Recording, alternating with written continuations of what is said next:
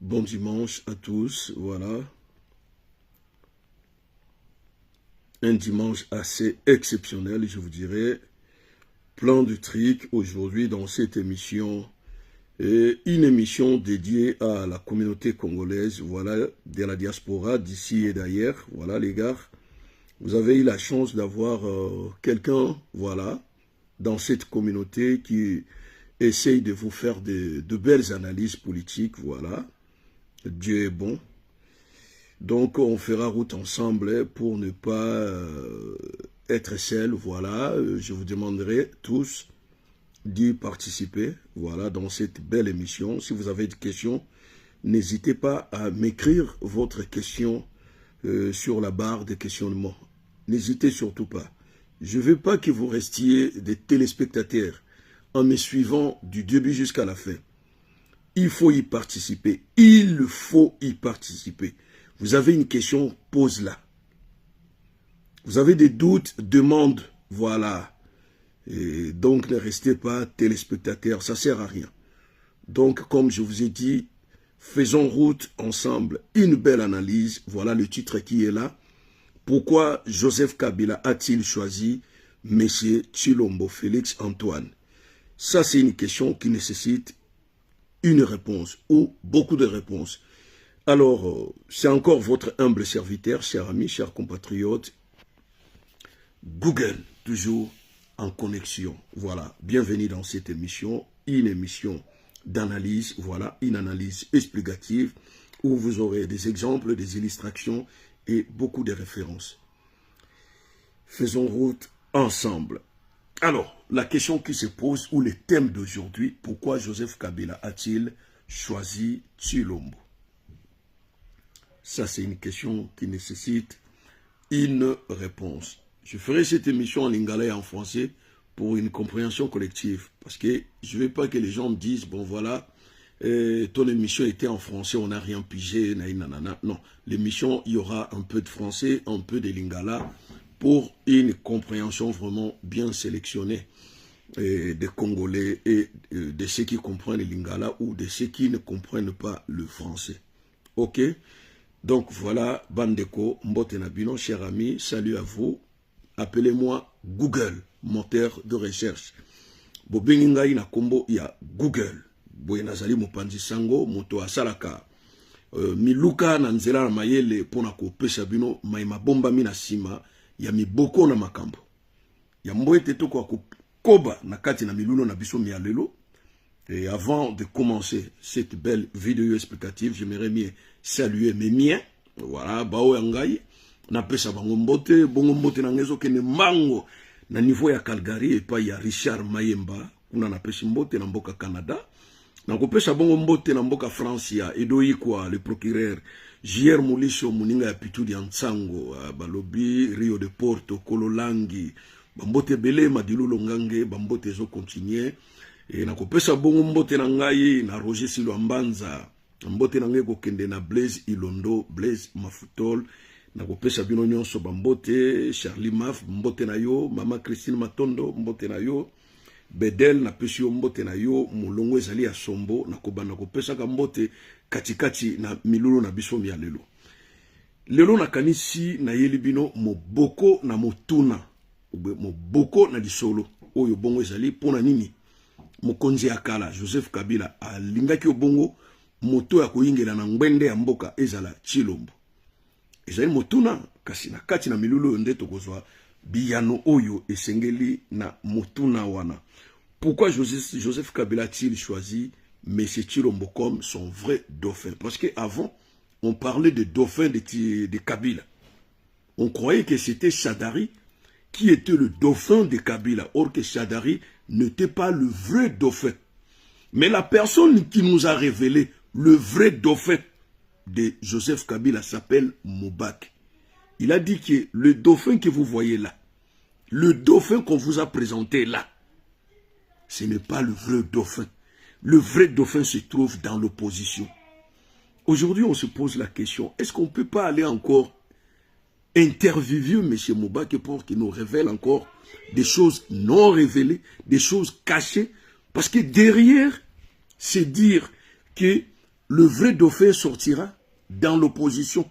C'est-à-dire, il était au courant de manœuvres qui se préparaient entre Joseph Kabila et la famille Tshisekedi, bien entendu, mais à Bombaki Koyebi Biso, tu éviter pour Nanine.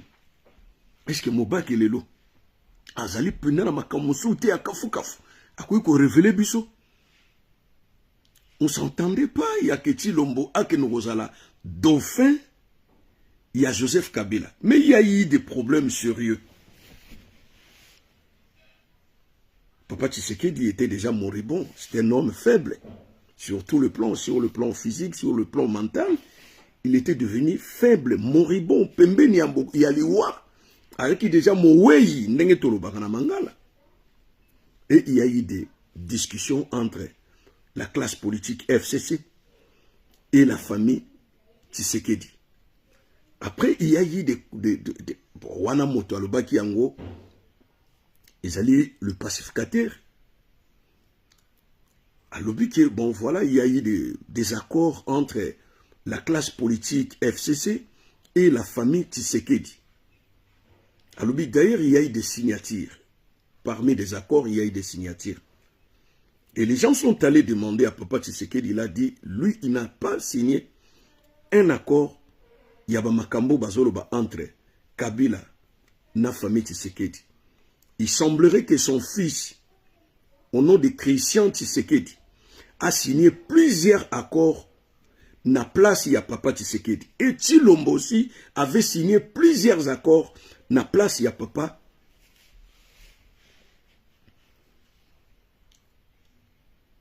Mais en réalité, et là qu'on ignore vraiment Joseph Kabila monakati ya Tshisekedi, pour naïe tant que dauphin naïe to successeur naïe. Na mekai ko beta mutu ta ko chama ile na ngali kolo ya mesa koyeba eloko nini oyo penda. Est-ce que zali yemoko Joseph Kabila nde a découvert ki eloko ngopa ya Tshilombo to ezali bato oyo bakoli na Tshilombo to mindele o ba étudiaka ba comportement ya bato na ba mentalité ezakati na bato nde balobaki ke la vraie personne à qui tu peux laisser le pouvoir c'est Tshilombo. Et loko wane sika wana nde na vanda ki na meka kosala étude moko approfondie na meka koyeba pona nini Joseph Kabila atika bokonzi parce que Tshilombo n'était pas un homme choisi par les élections. Azalaki pena moto ba lambela ki pivot ba pesi ba lobi zala wana koyi mokonzi.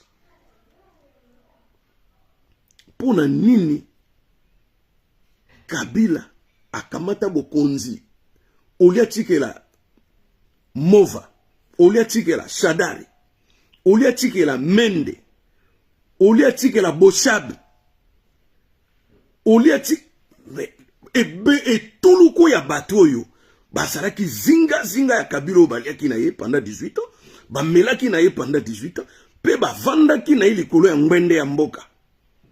Mais on croyait que moto yo po bongonganizaki entre Shadari, Boshab, Mende et tout le monde a bateau et bazinga qui mo konzi wana ya kala. Batamaye le pe abonya bazalaki mingi. Mais et comment ki ndenge nini yango pena ke choix ya Joseph Kabila et ya kosuka likolo ya mutu ya Tshilombo. Est-ce que zalaki influence occidentale? Est-ce que zalaki influence familiale? Est-ce que zalaki par rapport à l'ancien politique qui sur le terrain et singlé ka kopesa bokonzi na opposition particulièrement na famille Tshisekedi? Est-ce que zalaki pona bongo? Et zali ba tâtonnement ya makanisi ndenge toza ko benda makanisi pona koyeba et loko nini etinda Joseph Kabila apesa Tshilombo mpivo akamata imperium oyo kutu même Mobutu atikala ko sala ngote. Après ça, Tshisekedi wa molomba pouvoir 2 fois. Mais impérium après ça été. Au moment la ministre de la Défense, ministre intérieur, ministre économique, a copé ça yoté. Après ça, il y a ministère ou anetikali, ça la gouvernement. Mais oyo ya Joseph Kabila après ça yé, moboko na impérium nyonso na ministère intérieur. Na nini zwa. Alors, awana katinde, toko meka koyeba. Nyembe sinini o Joseph Kabila kangaki Tshilombo depuis 5 ans. Est-ce que Fouami atako ne keke bapesi liso bokonzi 73%. Balobi yonde bimboli yonde baponio na ba congolais nyonso. Zwa, est-ce que imperium ya Tshilombo eza toujours à 100%? To eza na babisika mosusu azaka kana niembesi na kingo na ye akosala eloko moko te. Nakanisi na nzela na emission yo nde tokoyeba mabomba mi na nzela na ndeko na bino molobeli na bino mumbu na bino ya bino ndeko Google boyba bolamu na etando oyo nde yambo ete tokoba tokobeta masolo tokokotisa mwa exemple belé ba illustration ekozala mingi epesa émotion na émission pe epesa boyebi ya makambo ebatama oyo mingi batikali koyeba te. Mbote na biso nyonso mbala ya mibale.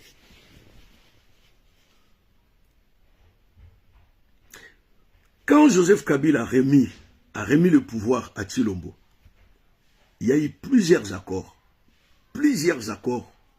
pas seulement à Nairobi, mais à Kingakati, signés par la famille Tshilombo, avec sa maman Marthe, avec le président provisoire de l'UDPS, Jean-Marc Abound, qui est en prison, avec les CG du parti UDPS, Kabouya, qui est en exercice toujours, en qualité de CG.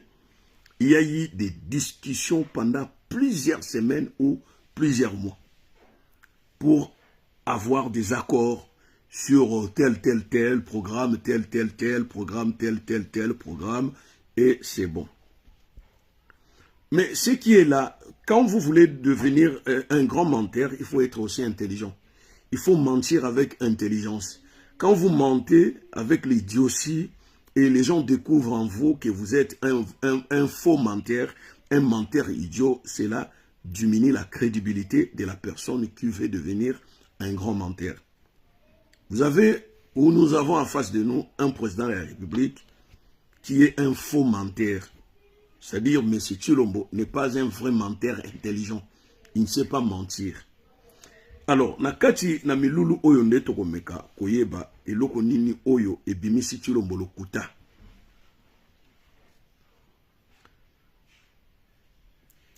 Bakor nini oyo basignaki entre Tshilombo na Kabila. Ezali bakor sur le plan sécuritaire. C'est-à-dire, Kabila a cause la garantie la sécurité na ye à jamais, aussi longtemps au Salakara na Congo, à jamais par n'importe quel pouvoir oyo ekoya na Congo. Ezali ba accord ba signé pour Tshilombo et Kabila non. Ezali ba accord ba signé entre la famille Kabila et la nation congolaise. Faut boyer babilo koana. C'est-à-dire, les gens ne vont pas s'inquiéter. Quel que soit Tshilombo ou que soit deuxième mandat, il y aura toujours ces gens-là autour de lui. Et il ne va pas toucher la vie de Kabila. Et c'est-à-dire, même le deuxième mandat, c'est un faux mandat. Le deuxième mandat ne se diffère pas au premier mandat. C'est juste une continuité. Il y a deuxième mandat dans le premier mandat. C'est-à-dire, à continuer à garantir sécurité à Kabila. Parce qu'il y aura un troisième accord. Troisième accord, c'est quoi Gozala? Sur l'éventuation, il y a un pouvoir dans Motomoko Oyo, à quoi assumer les sous sécurité à Kabila. Au moins, le peuple congolais a décidé dans Nengenaï. Mais j'ai beaucoup aimé les déclarations du fameux docteur Mukwege, Oya Salaki, sur le peuple congolais. Qu'est-ce qu'il a dit? J'en cite. Docteur Mukwege a dit ceci. Il a dit, j'ai tout fait de mon mieux. J'ai vraiment tout fait de mon mieux pour changer la vie des Congolais. Mais ce peuple en a décidé autrement. Il faut assumer ce que vous avez décidé devant vous. Les conséquences, il faut les assumer. Les conséquences, ça c'est Dr Mukwege. Il a dit, il a fait de son mieux pour essayer de changer les conditions de vie du peuple congolais. Mais les Congolais eux-mêmes en ont décidé autrement. Mais les gars, il faut aussi assumer les conséquences, c'est-à-dire au pluriel. il faut aussi assumer les conséquences au pluriel. C'est pour cela que je vous ai dit, les gars, combat oyonga osala sikoyo ya 5 ans oya Chilombo et kozala sous combat ya ko attaquer Chilombo te ya ko observer sikoyo bino peuple congolais. Parce que Chilombo a gagné des élections, 73%, c'est énorme. Ils ont belé. N'a plus de trentaine de candidats, Yok Nogobima, n'a 73%. C'est-à-dire, si c'était 100%, lui, il a eu 73%. Donc, 27% Wanande a Tikeli, voilà, Tikeli Bango. Et voir même que Fayou la bimina 4% à Pamba. Donc, bah, tu vas voter dans Bango Fayou loté. Bah, plein nyon soit Saragi wana, et que na wana mai. Moïse Katumbi, bah, plein nyon soit Bataki na Congo Mobimba wana, et que na wana mai. Bah, tu oe bandimai ko voté, bah, bito ko voté, yo soute, to ko voté, grati lombo. 73%, mbote no mama Christine Matunda. 73%. Mais bande wana, on a des élections.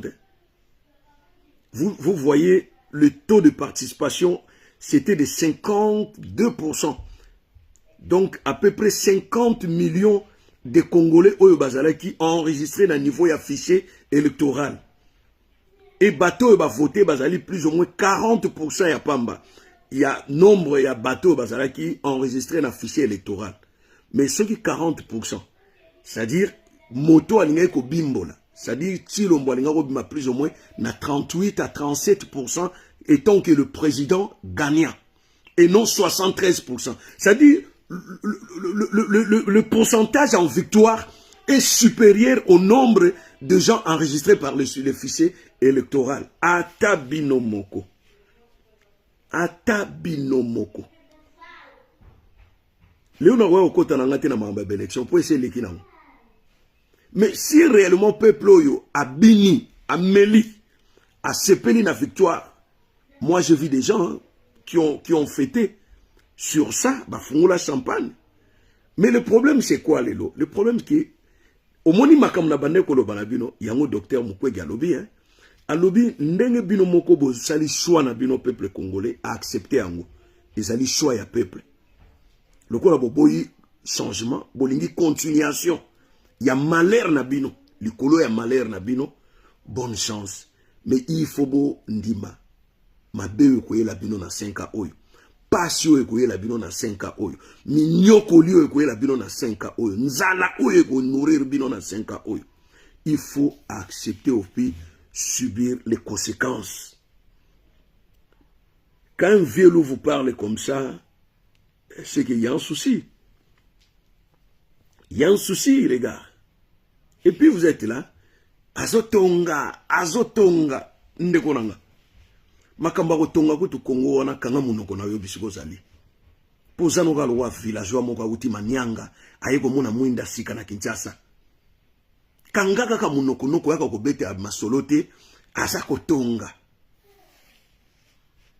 Ko yaka na ba masolo wana teke mboka basa ko tonga. Ko meka keloko wana te surtout na ngate. Pona ko zongi sona nzela na lombango.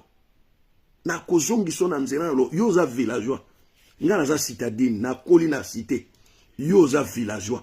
Na village eloko ni ezalaka par ba rivière, ba zamba, ba bilanga ya ba masango eloko ni ezalaka na village ya Congo. Yo so mone eloko malamu na village ya Congo. Na mbushima ikotu kaka lelo nde ba yeko sala ndako etage pa ya mwana moko bo ya Canada. Ati ascenseur na kati. Chaque tongo ba tatana ba mama ba kena ko kanga ba photo liboso ya hotel o ya tonga. Na mbushima na chikapa kutu bosana. Na kikuiti kutu mwinde ya lagate, kureza lagate, ba hotel nyonso esale la groupe électrogène. Siko ko tonga o yozoro ba ko tonga. Oyebi ville ya Bandundu ville ezana combien de communes? Ville est la plus grande ville ya Bandundu ville.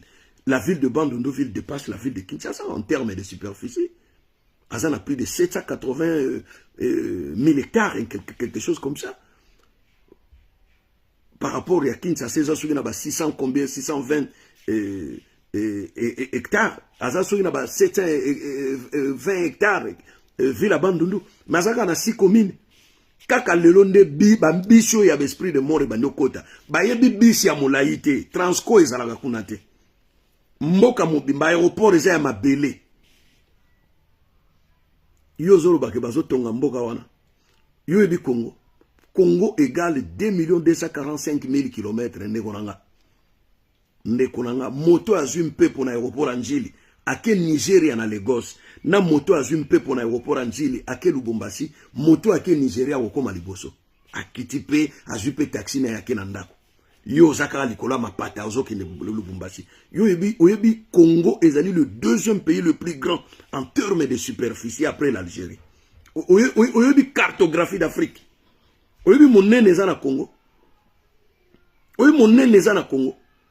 Bino nyonso boza entanse na Kinshasa, une petite ville comme ça, boye ko kangana. Lopango bakomi koteka mabele ti, oh mabele o 40 000, mabele 50 000. Oh, vous achetez aussi. Parce que boye miyibi.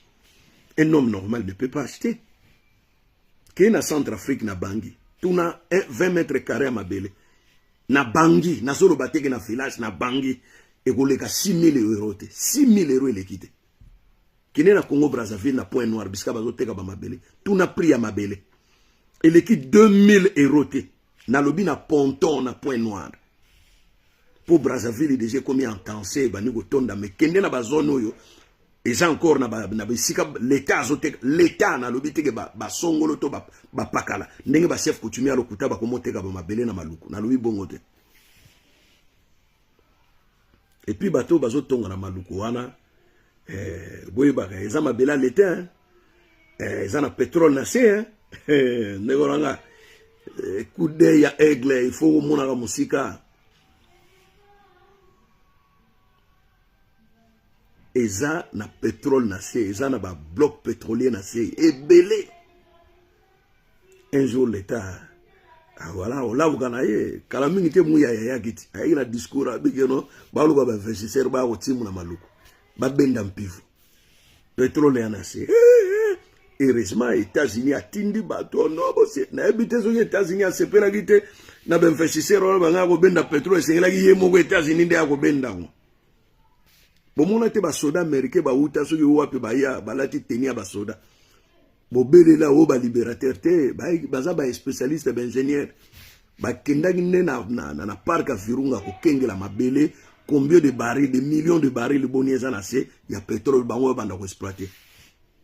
Ba américain ba za ba société beleti na mwanda bongo Chevron Marmara ba français ba za na ba obi pétrole na biso eza na kati ya Golfe de Guinée. Le même pétrole eza na Angola ya ngone za pa na biso. Ya ngone za na Nigeria, ya ngone za na Côte d'Ivoire. Ya ngone za na Congo Brazzaville na Point Noir, ya ngone za pa na biso. Et biso toza na quantité belé parce que bassin nyon sonde ko soukela pa na biso bassin de Golfe de Guinée. Il est belé à pétrole. Les Italiens l'ont exploité, les Français, les Belges, les Américains. Botou na gachilo mbote combien kota na caisse à l'État oyo ya ba bénéfice to so na ba pétrole wana. Na époque ya Munze batindaka délégation bakende na Libye, ba Libyen bayaki, batali balobi, il nous manque que 30% à ba pièce pour tout développer raffinerie à biso mokoto bana pour raffiner pétrole. Vous dites qu'en Angola il y a une raffinerie, mais ça appartient pas aux Angolais. C'est pour les Français, c'est une société française. Pareil au Congo Brazzaville, pareil au Nigeria, raffinerie eza na Nigeria eza ya bangote. Mais en Arabie Saoudite, ils ont des raffineries. Na Koweït, ils ont des raffineries. Na Syrie, ils ont des raffineries. Na Iran, ils ont des raffineries à eux. Biso totikala kozana raffinerie depuis des années. Depuis l'époque de Mobutu. À l'époque, ils avaient la famille Marmara, ya Mama, ya George Bush. Nde bango banego exploser avec Chevron. Babanego yebisa biso que pétrole na biso ezali lourd, ezali difficile à raffiner. Or que c'est le même pétrole. Ba kosibiso durant 32 ans mbongo ane kinana ba famille ya bato ba koma ba riche ba tonga ba immeuble na ba poto. Et nous continuons toujours yakol oleto lo ba makambo ezana nzela. Et je vous dis que ba contrat nyon sur pétrolier wana ezana maboko Joseph Kabila. Botika ko mona l'homme le plus riche du monde était s'appelle Joseph Kabila les gars. Et loko petit lombo azolinga koma. Pour Tilombo, et la question, il y a des Congolais, il s'en fout de vous. Alubangi ni na bio ye batumi bakansake aza esprit kizengi orkeye a observaka. Aibi ngonga nini ya agir. A observer Kagame combien de temps. Lelo aza ko agir na nini. Moi quand je vous disais que ba FRDC na batikala ko bunda guerre mokote bondimaganga. Lelo siko ba même FRDC na ba koma ko laksa bino. O talagoto banamboka basako kende tumba. Mais vous posez pas de questions. bandeko yoyo bazokende guerre wana face à l'armée rwandaise bakufi boni. On a perdu la moitié. La moitié des Congolais ont laissé leur vie. Les FRDC n'ont jamais combattu. Naba guerre nyon so bomona ga wana M23. FRDC na matikala ko bundate. Ata mokolo mokote. Et les autres zobeta masolo ya Bunagana. Bunagana assiégé. Balakisi bino image moko ya kala. Kyo ba FRDC ba uti ko boto la Bunagana. Non. Le M23 sont à 60 km na Goma. 60 km. Nzelo nanu route e uti nanu na route e uti nanu na likolo kuna. Bomona ki ba camionnette, plus de 600 camions depuis novembre et kangama na nzela e ko bimate ya kokota Goma. Donc, bande qu'on a vu sur Bagoma Tracien, Basali fête il y a le 25 décembre, le 1er janvier, sans ravitaillement, ni en médicaments, ni en nourriture, ni en eau potable. Est-ce que Bilo Wananyo se va bêter la guimon masoloana? Et vous allez comprendre pourquoi Joseph Kabila a choisi réellement Tshilombo.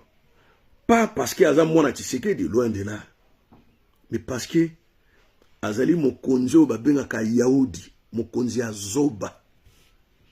Mokonzi ya zoba oyo baluba babengaka mokonzi ya tidingi. Voilà le sens.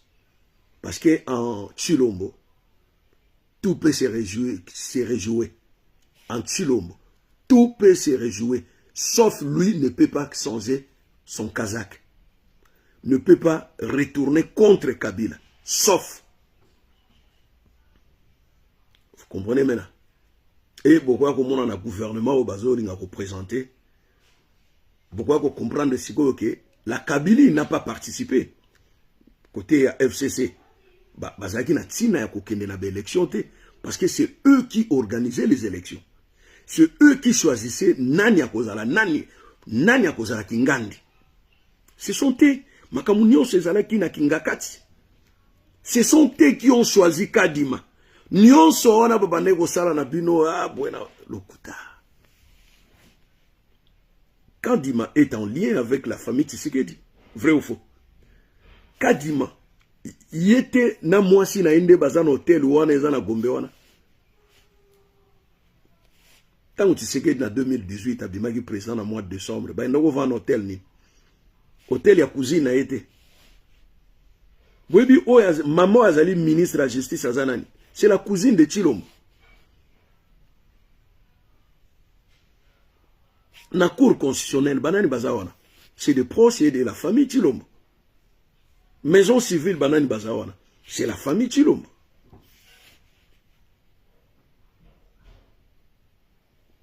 Quand les gens vous disent que bon voilà, c'est quoi au pouvoir na biso. Et ça pouvoir à balubate, il faut bien discerner les choses. Tango bato moko et tuluku na bato bazako lo bato siko yo pouvoir na biso et bino bolobi o siko pouvoir balubate pouvoir ya famille wana siko pouvoir ya famille wana bazala baluba bazala ba Congo siko yo pouvoir na bango balubate.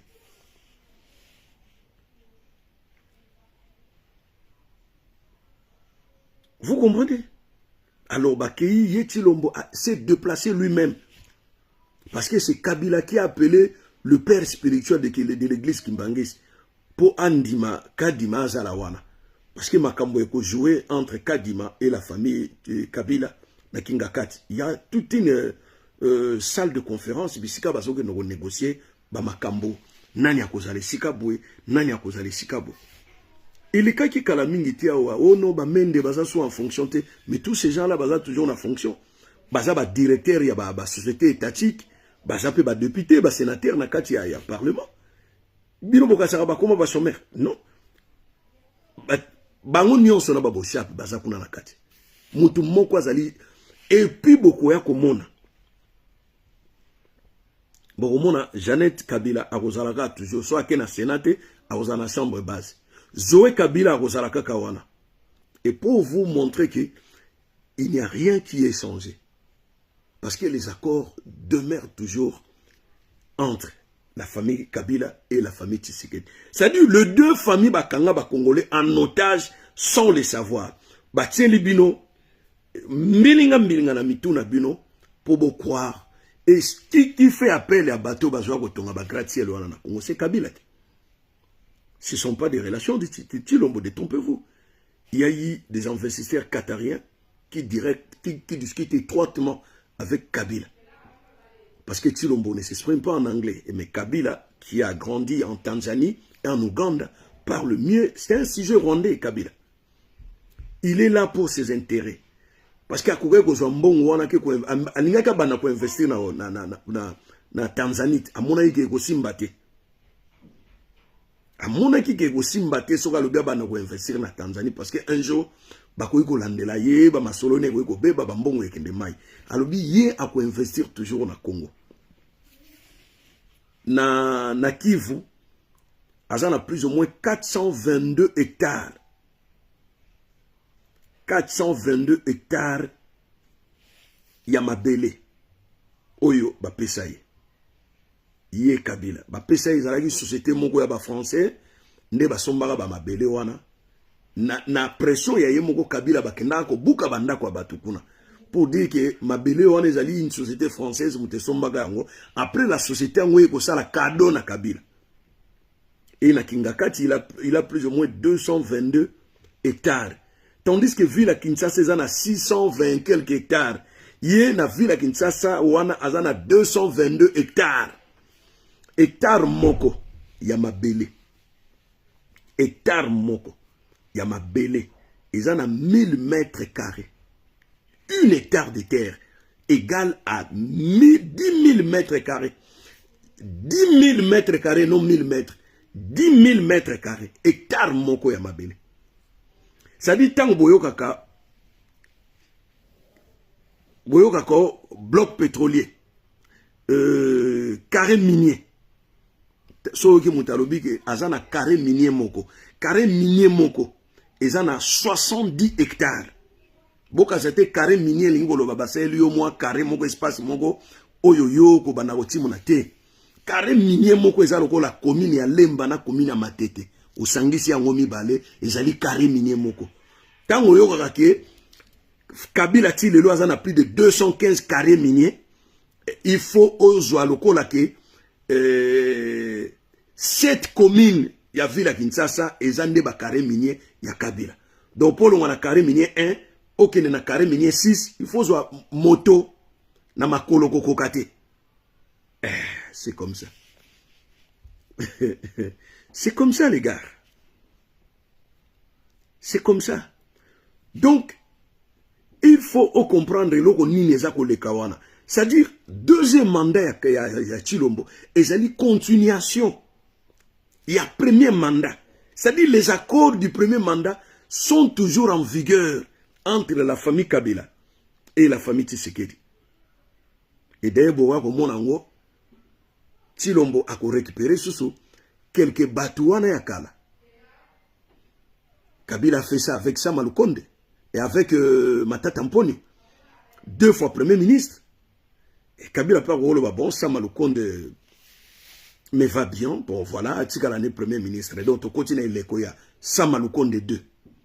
Mais regardez ce bouffon de merde, il y a Sama Lukonde, un bourrique comme lui, Motoyo, donc étiquette na wego bengaye, un bouffon, chef du gouvernement. Quelle humiliation pour le Congo, chef du gouvernement. Mais c'est quelqu'un qui est venu faire l'école de métier ici en France. Après, bon, voilà, une nationalité française, Balobi ono abotamana en France. Abotamana en France, tout l'an de la Makamune, non. Il n'a même pas grandi en France. À Kola na yekuna na Katanga, kuna, Makambo bele, à Tangine kuna. Après, il y a l'école de métier, Awa. Donc, école, il y a misala ya maboko. Et puis, le cours à Bango, parents, Bango, déjà, bazalagi na coopération, belé na Zekamine, Miba. C'est pour cela qu'il a œuvré là-bas, à Sali, na Zekamine, na ekeke ya Joseph Kabila, étant que expert cadre na Zekamine. Et puis, hier, Sama Lukonde Moutakot, c'est un circuit, c'est Moïse Katumbi. N'oubliez pas. Tant que vous trahir Moïse Katumbi, tant que Moïse Katumbi a bêté les solos, il y a 3e pénalty pour vous les cater.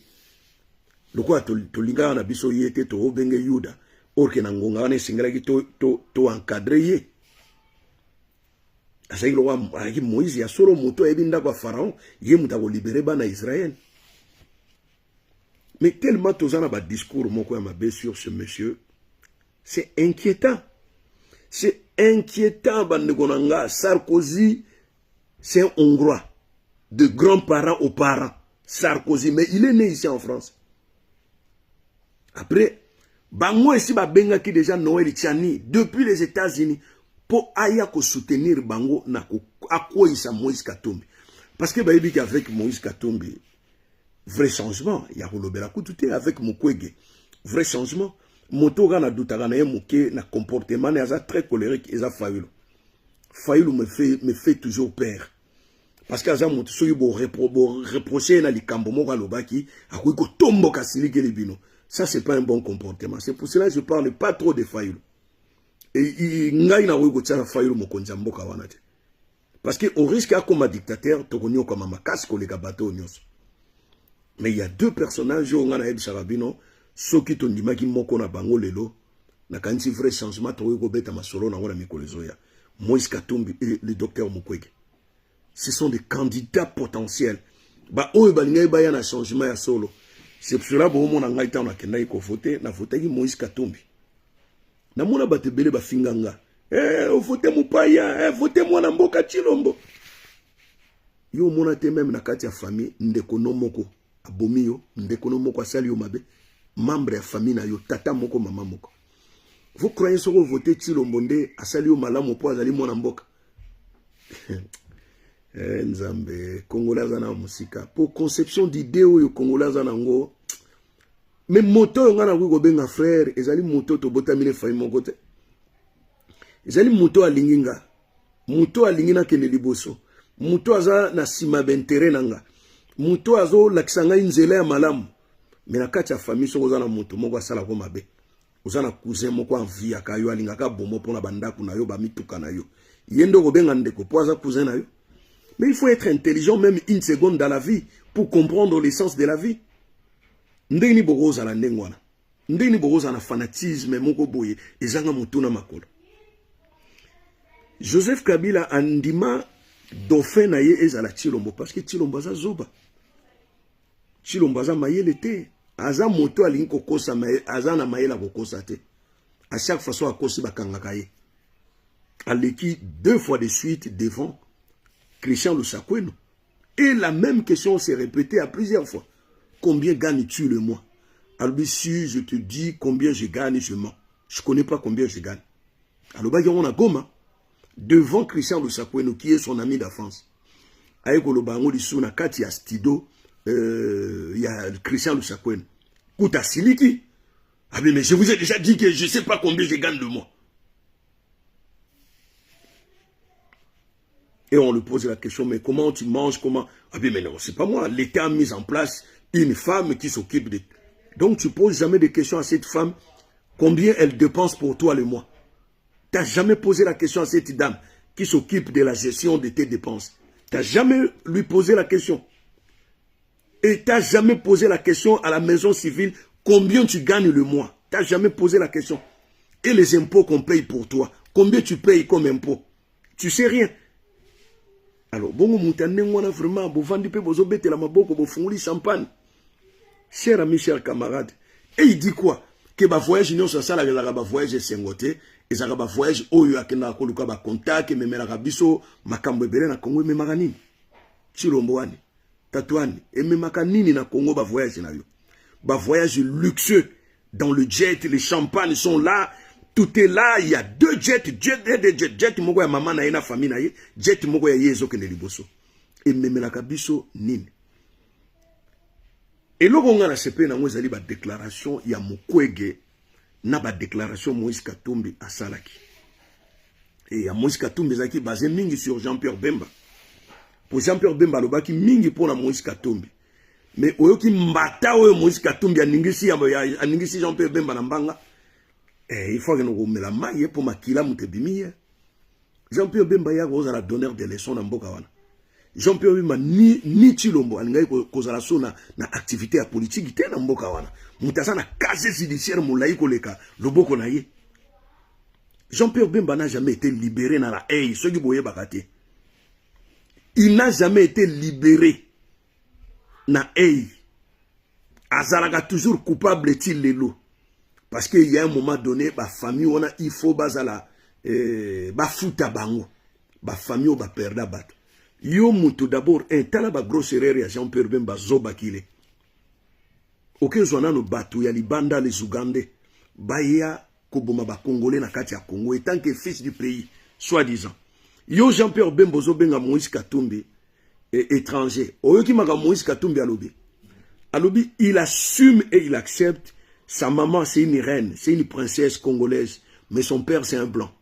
Il assume. Il est né, grandi à Lubumbashi. Motomoka koyiko longolais qui congolité. Voilà un homme. Et toi, Jean-Pierre Bemba, le fils du Pedro. Pedro qui portait le nom de Bemba Saolona. Kokono el oyobaya, Kokona yo. Azaki Mundele, un sujet portugais. Tatana yo Bemba. Viejano, Azaki un sujet portugais. Mundele. Bon, yo, il y a toujours des doutes parce que namona nangate mundela bota mutu mwindo. Namona nangate, c'est pour cela bengana ki on a famille oke ko kola na Belgique. Jean-Pierre Bemba est grandi en Belgique. Ndako moko no Olivier Kamitato. Olivier Kamitato pa yaki na ba même problème na famille na ye. Mama na tata na ye batu mwindo me baboti mwana meti. Et Mobutu alinga ibiloko wana te soit eza Mobutu ye mwa bande ko tshaba zemi to ba master ya Mobutu. Babande ko tshaba zemi ale Mobutu akamati bana wana bayaki 4 bakola esika moko na ndako moko na foyer moko bamindele moto basela bango makambo bakena classe. Olivier Kamitato et Jean-Pierre Bemba bino mona jeunesse Jean-Pierre Bemba na Kinshasa bomona yango et Jean-Pierre Bemba situation azana mutaba ndeko ne mswana nenge bazali sont des métis il y a za mwindo makasi yo so mona mundela boti mwindo papa Jano azaki mundele Bemba Saolona était un blanc. Mundele lobakuta bota mwana suki est un peu frisé, moi pembe à mouke, mais mouindo ya Jean-Pierre Bemba. Dit jamais vu. C'est pour cela, botinde na Belgique. Et puis, au lieu de vendre na mabe au Saline Équateur, au touti batu na maboka, on dinyo kende lisuko boma batu na pays mososo na Centrafrique. Ba no yo prison il y a 10 ans. Ah, ndeko na 10 ans de belete.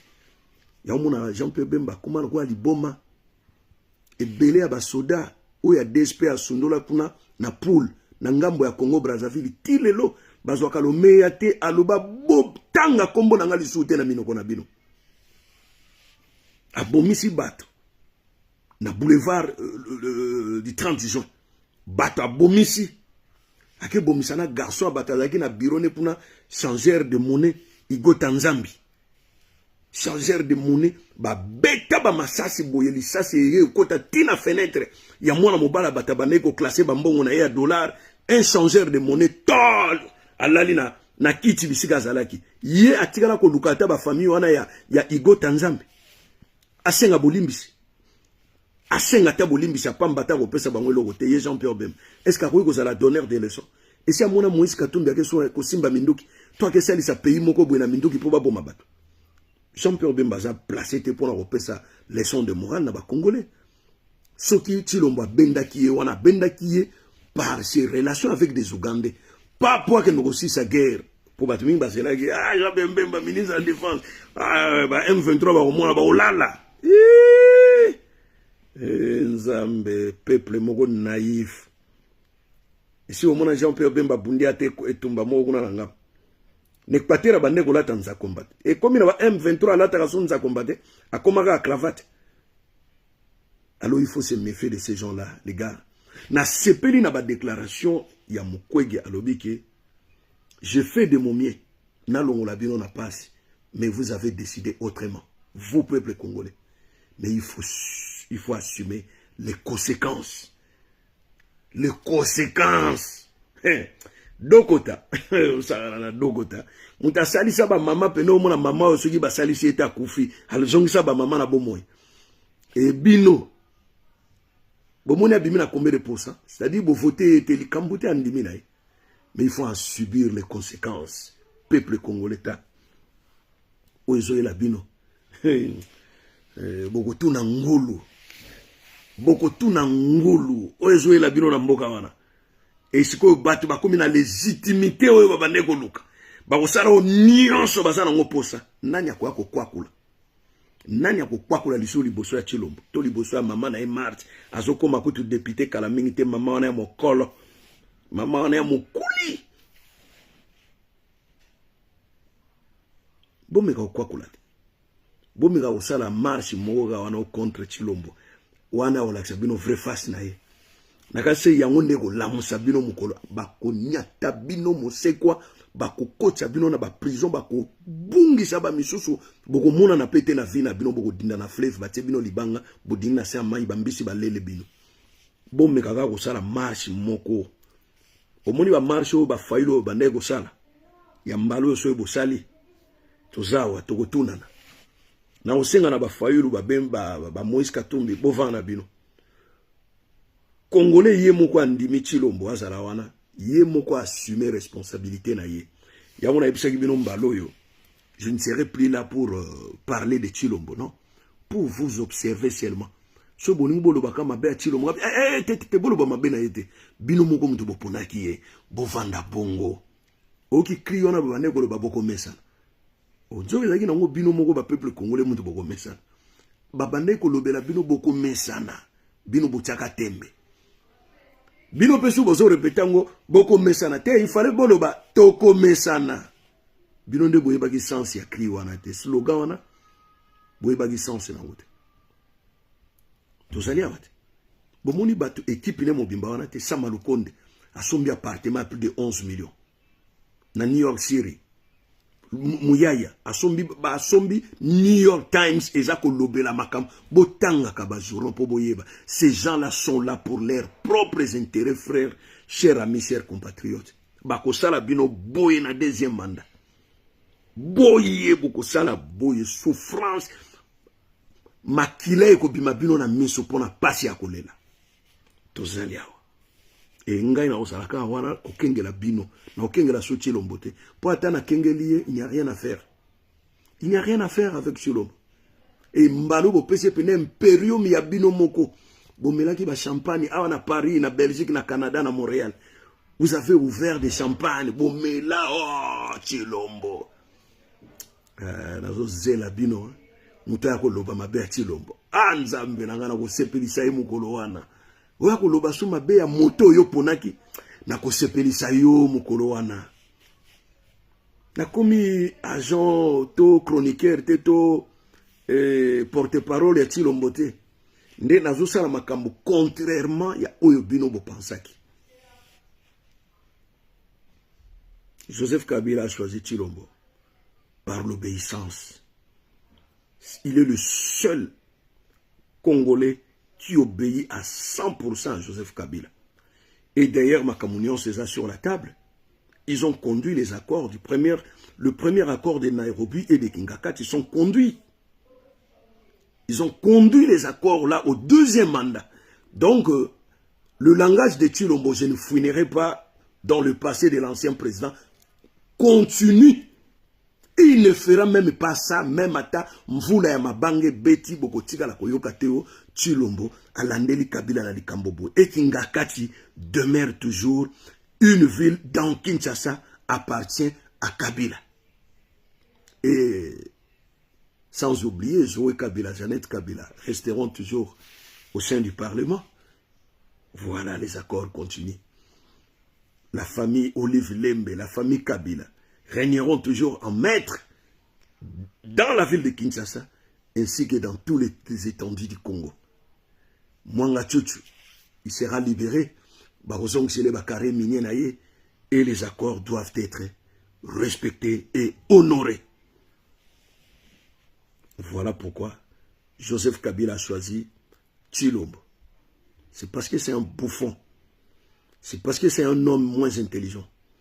C'est parce que c'est un homme qui ne répond pas aux critères d'un homme de devenir président de la République. C'est quelqu'un qui ne ferait que parler au nom du bien.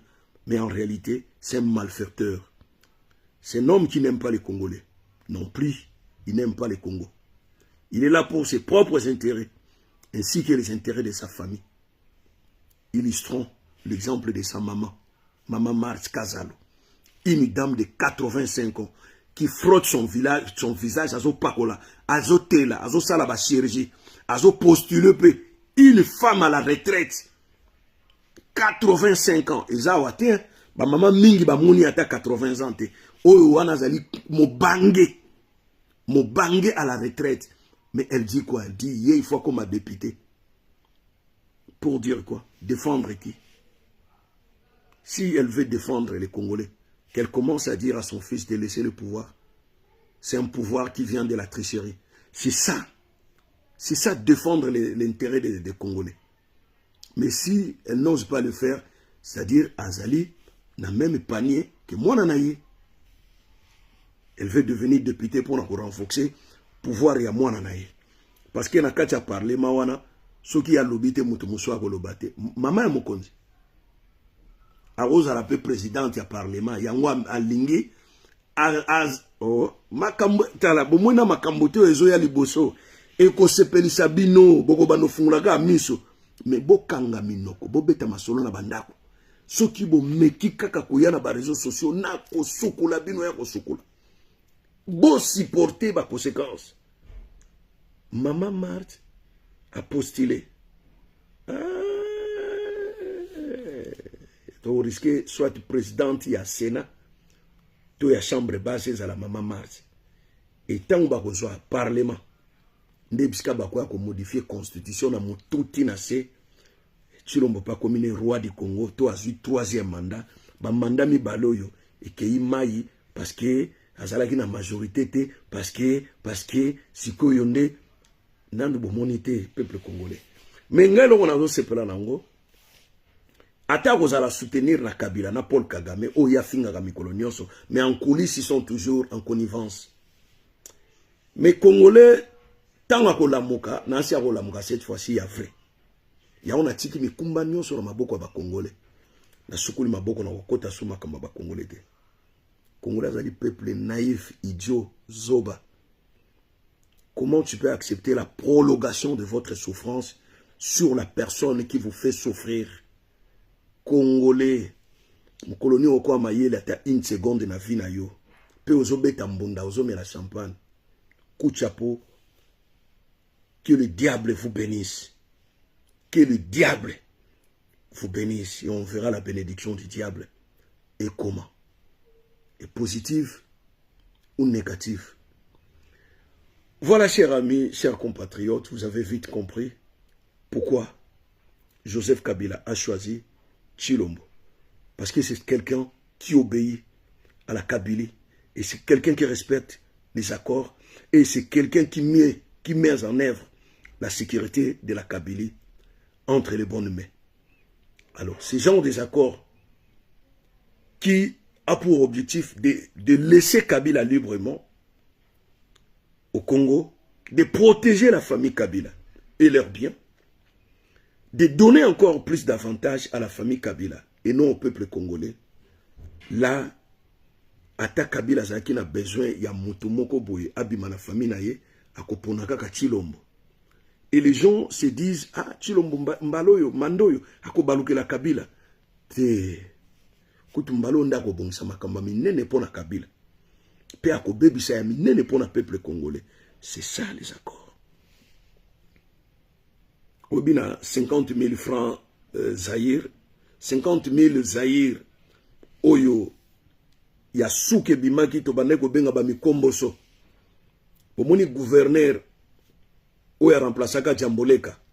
Komuni zalaki e oya remplaçaka Masango Mulongo. Komuni zalaka Jamboleka.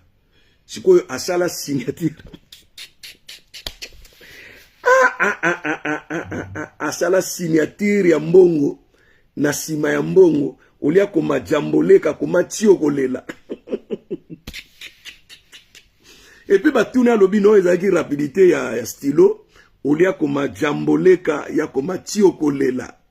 Botika komona onde na ba 50 000 francs 50 000 zaï mbongo asuka oyo toliaka na ba dernière minute. Ti bokolela cette fois-ci souffrance et ko ranger bino. Bato bazo kendo kangisa ba photo na ba 3 tours wana ba building wana où ezali soki centre de finance. Baba no benga na bino. bobosali ke ngobila pekisaki bino bokotaka so na commune ya Gombe te po bozo déranger ba libanais wana bazomona bino salite mingi na bendien bazomona bino salite ti bake kosenga na ngobila ke bino bakinois bokotaka lisusu te bao bavandaka na Gombe te bakotaka su te ti ngobila ekoloba ke la gomme sandal lipapa ekotaka su na Gombe te yo somona dans un pays tropical mutalata soulier tongo ti butu et somona ngo Jean-Luc Kasigwa mbote bele pa ina yo moni cette fois-ci pourquoi ba tonga ba Hilton ba olala pe kuna te chambre za 480 ba hotel bino ba hotel belé pona bango moko na ba clientèle na bango ba oyo ba kozala ba pétrolier ba bandoko ya kosala ba business na Congo ba mall nyonso ba centre commercial nyonso za ya bango il y a aucun congolais azata na centre commercial na Congo wana ba coloniser bino ba arabe wana na ba indien encore ba lingaka bino te bomoni te mwana na biso mususu wana balaka indien bakene kuna na New Delhi na Inde akata mwana wana miki atumbie na moto asopeli petrole atumbie na moto elo oni eleka Abed Ashur libanais abalaki mwana na bino bomoni makamba sali mwana ngote to suki wapi na libala ngo abengani ile kwa musendi te pima salle noire tiokolela jamboleka. Voilà pourquoi Joseph Kabila a choisi Tshilombo. Mais, comme disait le docteur Mukwege, il voulait faire de son mieux pour vous rendre la liberté, vous rendre un pays si meilleur, si prospère. Mais vous avez, voilà, vous avez fait votre choix de lire ou de choisir Tshilombo pour un second mandat. Mais les conséquences, il faut en assumer. Les conséquences ne se tardent pas. Hein. C'est en route. Mais les conséquences, il y a makambo bino bo uti kopona. Ezapena na nzela ya solo. Boko mona yango na miso. Boko tigala kaka tata moko nza tongi route boy. Tata moko nza tongi route boy. Et prochainement, on va voir la vidéo ici de la diaspora. Comment on va préparer la retraite na bango. Parce que nous, c'est déjà passé. Hein? C'est déjà passé. On n'a plus de vie là-bas dans Mbokawana. Même à tout le bio, on a dans Mbokawana, c'est pour mourir. C'est pour préparer sa tombe. C'est pas pour mieux vivre une bonne vie là-bas. Il n'y a rien. M'empêcher Bisso de développer. M'empêcher Bisso pendant 18 ans plus 5 ans à Tshilombo. Matisi douane comme la plus chère au monde. Biso to zakasuna ba activité te na diaspora. Aya fingi biso plusieurs fois bandoki. Ba kombataba. Ba nyangala kata. Fingi. Moto ya ndengwa na nde boza ko tsaye na likunzi ya mboka. Bolole ya ndengwa na nde boko tsaye na likunzi ya mboka. Et il y a des gens qui se sont fatigués ici. O to zozonga na biso mboka. Ba boma bino ba tshela bino ba poison. Boulia manzaka kuna boko chola. Boko chola ndenge mbisa chola na mai ya bungi. Mboka wana vous croyez que c'est stable? Mboka wana bokansi zali mboka ya investir na domaine ni so za muyebite. Économie d'abord et économie moko stable te yo ko investir nani. Que no tiambo na banque après le lundi tu t'arrives comme ça ils te disent bon voilà les gars, il y a plus d'argent na kati ya caisse ya banque. Osuka wapi? Mbongo yo salisa na mutokino pendant 40 ans 20 ans na poto. Oke ko investir na maboko ni yibi. Ba omela ngo champagne samedi nyonso lobi yo luka mbongo no mbongo ezate. Oko tonga lopango boye colonel moko abimeli ya lobi o mabele wana ezaki yayi. Abotoli ona mabele na lopango osuka wapi? Okolala wapi? Mukanda pe apoto ese lala mwozonga na poto yate. Okufi pauvre kuna. Observons, biso za ko observer, on est comme des observateurs. Mais boye bake eloko eyaka na makama malamu. Ata batu balingi yango te ezaka na basini ya malamu. Ça c'est hyper important. Boyebi moi si tango ozokende kobala moi si yo moko yebi consciencieusement tu te dis bon c'est une bonne femme. Moi si aza malamu mais ba famille balingi ete. Oyo so bango likambote ata bolingi moi si nanga te bo pesa chance. Bokomona. Mais de plus en plus ba famille tango baba na ko observer moi si na musika bazomona bulamu ezakati na moi si ba ozala convaincu. Parce que moi si au départ azana bilembo ya malamu o mobali azo témoigner. Mais bino bilembo ya Tshilombo nani a témoigner bolamu na ye. Mutute mutunyo sazolela. Mais bino moko boye ko témoigner bo biye kaka. To boyi mupaya. De père et de mère nde makambo. Omoni bango balobaki ni bokonzi na bango ayi de pèse. Il faut bango nyonso ba combattant bazo ba poste. Donc il vous calcule pas les gars. Il ne vous calcule pas. Et cette fois-ci, à vous répondre na bosenga ba nekone ya IDPS. Kabuya woko ma vice-président, il y a parlement, il y a chambre basse. Maman Marti, présidente, il y a chambre basse. Maman n'a pas à mon côté. Boka si maman n'a pas de maman wana was la présidente, il y a chambre basse. Ba changer constitution, nenge ba lingi. Alobaki na ba maman kasaini. Bo konjo loko ye pa na biso toko tika ngote. To waka ko apesi candidature, yepe député. Apesi pone lengite, apesi po bima présidente, il y a chambre basse, il y a parlement. Si on est comprendre, le danger est imminent. Le danger du Congo est imminent. Chers amis, chers compatriotes, bomiyoka mawana bino moko. Oyo barobaki kuna barobi, yenzete akokauka. Yenzete ya mai. Bapelisi nkoni na moto. Bongo bino, nzete akokauka. Si moto eko pela bino kala mingi te. Boko dasuka ya kodasuka. Boyebi michopi so ba bogeli ba mungu ato mungu anenge ba dasuka ka bakata na kamike mike. Mbalo boko bina ki daku daku. Oyo danso wenge muzike bandaka ko bina baso denda ka boy. Heki daku daku. Heki daku daku ke pesa ka beto mo pusa. Boko bina ki daku daku. Danso wana il faut bina ungaka ya kodenda, oza ko sote boye, oza ko denda, ndenge boko bina ki daku daku kalate. Na se plana mona mobala ngosoka azo lancer cri na ye komune kutu nani ekokota. Alanga nzembo moko monene, soki azo lancer cri na ye wana bongo kengeli siko na piste kuna batu ndenge baza ko bina. Mais il y a toujours une leçon à tirer là-dedans.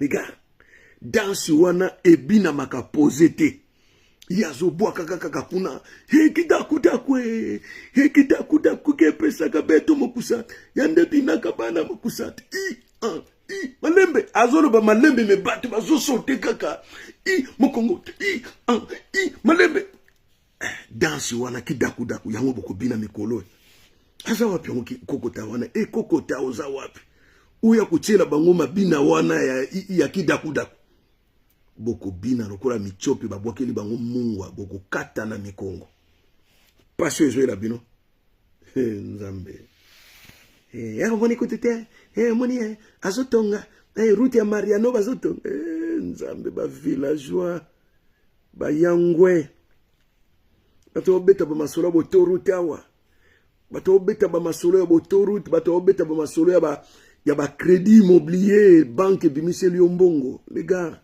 quand est-ce que vous allez vivre le bonheur de votre pays? Le jour de la mort? Si le jour de la mort, bonne chance. Peut-être vous alliez au paradis. Voilà. Beaucoup de kuna ici ba bongisi la bino nyonso. Ba imbela bino Jérusalem, mboka sika. Kolela te pasi na yo kuna ekosila, minyo kote, nzala te.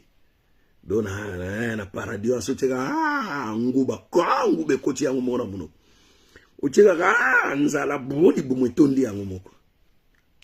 Bino boke na bino. Bino bokende na bino. Foi babuzoba ya moto mwindo ezalaka mukolo muta kufaka. Bongo zolela pona ni mutakene lola. Ozolela ye pona ni. Olio betele kutu maboko. Akelola. Yo zolela pona ni. C'est qu'il y a un souci. Pona ni souffrance ya nzala etongisaka bomo ina bino. Pasi ya kozanga mbongo etongisaka bino. Pour vous dire que vous êtes des humains. Vous êtes des humains, nzamba salaki bomo ina bino pour vivre esengo. Bolia malamu, bomela malamu, bolala malamu, bozala sécurisé na bateau yo baponami po babate la bino. Mais bateau bazozwa tâche na bango te sur bino. Bango nde boko betela bango mbunda, bango nde boko sanzola bango. Que le diable vous maudit. Ingeta.